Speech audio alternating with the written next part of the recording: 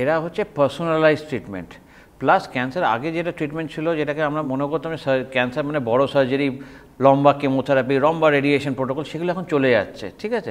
এখন is the era of personalized care, precision oncology আর ডিএসকেলেশন।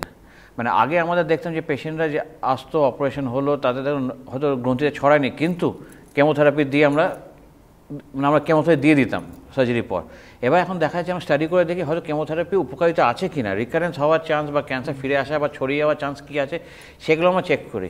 এই ধরনের হরমোন যেটা বললাম, ইস্ট্রোজেন হরমোন বা প্রোজেস্টেরন রিসেপ্টর যদি পজিটিভ থাকে, পেশেন্টের স্তন ক্যান্সারে যদি গ্রন্থিতে কোথাও ছড়িয়ে না থাকে, স্টেজ 1 হয়, অনেক ক্ষেত্রে আমাদের কেমোথেরাপি দিতেই হয় না, শুধু হরমোন থেরাপির ওপরেই থাকে।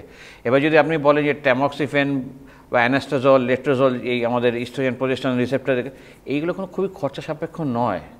আগে ছিল এক একখানা কোম্পানি হয়তো সব বানাতো হয়, এখন মাল্টিপল কোম্পানি, এখন ইন্ডিয়ান কোম্পানি এসে গেছে, স্ট্যান্ডার্ড গুণমানেও খুব ভালো, সেই জন্য কস্টটা অনেকটা এফেক্টিভলি কমে আসছে। একটা ভ্রান্ত ধারণা থাকে যে ক্যান্সার মানে মধ্যবিত্ত ফ্যামিলিতে ক্যান্সার হওয়া উচিত না, শুধু বৃত্ত যাদের কাছে পয়সা আছে তাদের, সেটা কিন্তু কমপ্লিটলি ভুল।